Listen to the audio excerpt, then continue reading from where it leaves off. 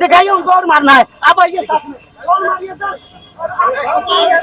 नमस्कार दोस्तों, मैं हूं राकेश कुमार और आप देख रहे हैं सोच तक। सोच तक में आप सभी का स्वागत है।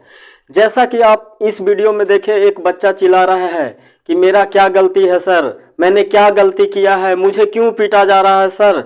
लेकिन सुनने वाला कोई नहीं है। इस बच्चा का मात्र इतना गलती है कि ये गरीब घर से है, ये सरकारी जॉब का तैयारी करता है। इस बच्चा का बस इतना ही गलती है कि ये जो सरकार का रेलवे का वैकेंसी आया है 5 साल में मात्र 5,000, उसका ये मांग कर रहा है कि सर 5 साल में सिर्फ 5,000 क्यों।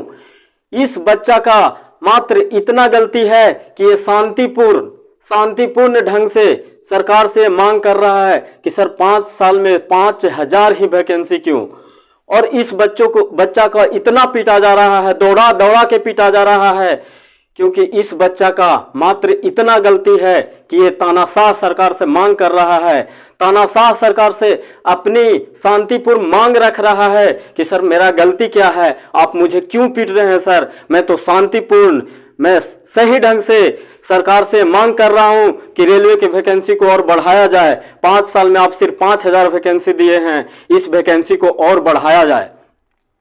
कुछ पत्रकार, जो गोदी मीडिया पत्रकार, जो इस छात्र को गलती ठहरा रहे हैं, इस छात्र को आतंकवादी घोषित कर रहे हैं। आज अपने पटना के मुसल्लेपुर हाट में जो छात्र का गढ़ माना जाता है, जहां पे बच्चे लोग तैयारी करते हैं, वहां पे धारा 144 लगा दिया गया है। क्यों धारा 144 लगा दिया गया है? क्यों ये छात्र क्या कोई आतंकवादी हैं? ये छात्र कहीं बम ब्लास्ट किए हैं? नहीं, ये छात्र का मात्र इतना गलती है कि ये सरकार से मांग कर रहे हैं कि वैकेंसी को बढ़ाया जाए। बहुत सारे ऐसे गोदी मीडिया जो प्रचार कर रहे हैं कि ये छात्र, पत्रकार जो सरकार को सपोर्ट कर रहे हैं और इन छात्र को और टीचर को ऐसा पत्रकार बोल रहे हैं कि टीचर द्वारा, शिक्षक द्वारा भड़काने के बाद छात्र सड़क पर निकले हैं। क्या छात्र कोई अनपढ़ हैं, गंवार हैं? ये ग्रेजुएट किए हुए हैं, ये सरकारी जॉब की तैयारी कर रहे हैं, इनको समझ है, इनको कोई भड़का नहीं सकता है। मैं मनीष कश्यप से गुजारिश करना चाहता हूं कि कुछ दिन पहले जब तमिलनाडु का केस आया था, जो मजदूरों को पीटा जा रहा था, तो उस टाइम आप रोड पे माइक लेके चिल्ला रहे थे कि वहां क्यों पीटा जा रहा था, आप सरकार से सवाल कर रहे थे। आज आपका सवाल कहां गया? आज आप सरकार से क्यों नहीं करते सवाल कि 5 साल में सिर्फ 5,000 वैकेंसी आया है? कहां इतना छोटा सा एक अपने बिहार राज्य है, जब नीतीश कुमार, जो पलटू चाचा हमारे आरजेडी के साथ थे, तो मात्र 6 महीना में इन्होंने 2 लाख के आसपास टीचर का वैकेंसी निकाला। और इतना बड़ा भारत सरकार, जो इतना बड़ा हमारा देश है, और रेलवे जो बड़ा नियोजक माना जाता है, अपने देश का सबसे बड़ा संस्था माना जाता है, सबसे बड़ी जॉब देने वाली संस्था मानी जाती है, उसमें सिर्फ 5,000 वैकेंसी। आप मनीष कश्यप क्यों नहीं पूछते? आप सरकार के भाषा क्यों बोलने लगे कि शिक्षक द्वारा छात्र को भड़काया जा रहा है? मैं मनीष कश्यप का थोड़ा सा वीडियो दिखाना चाहता हूं, आप इस क्लिप में देखिए।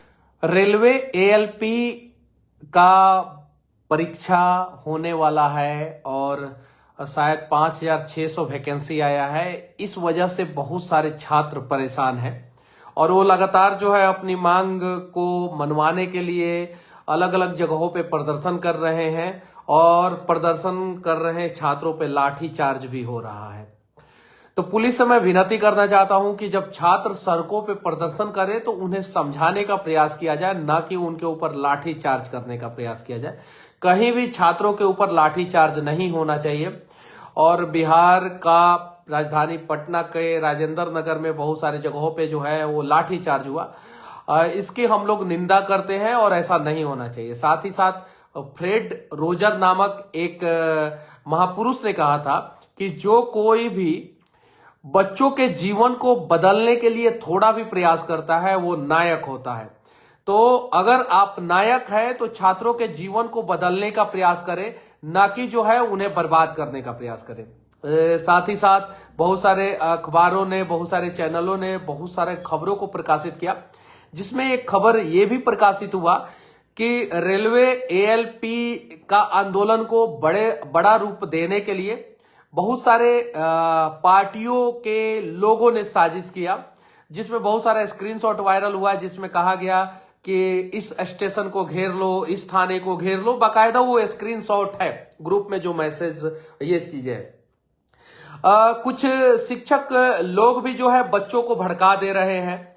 जैसा कि आप क्लिप में देख के समझ चुके होंगे कि मनीष कश्यप, जो कहना तो नहीं चाहिए लेकिन सन ऑफ बिहार नहीं, इनको सन ऑफ बीजेपी कहना चाहिए, विरोधी ऑफ आरजेडी या विरोधी ऑफ कांग्रेस कहना चाहिए। आज ये सरकार से सवाल ना पूछ के सरकार के भाषा बोल रहे हैं। मैं मनीष कश्यप जी से कुछ सवाल करना चाहता हूं कि आप सरकार से क्यों नहीं पूछते कि इतना बड़ा भारत राज्य में जो रेलवे बहुत बड़ा नियोजक है, उसमें 5 साल में मात्र 5000 वैकेंसी क्यों? मैं मनीष कश्यप से यह सवाल करना चाहता हूं कि जो रेलवे का वैकेंसी आता है वो प्रत्येक चुनाव के समय ही क्यों आता है, इससे पहले वैकेंसी क्यों नहीं आता है? और मात्र 5000 में 5000 ही वैकेंसी क्यों आया? आप मनीष कश्यप जी, आप सरकार से सवाल क्यों नहीं करते?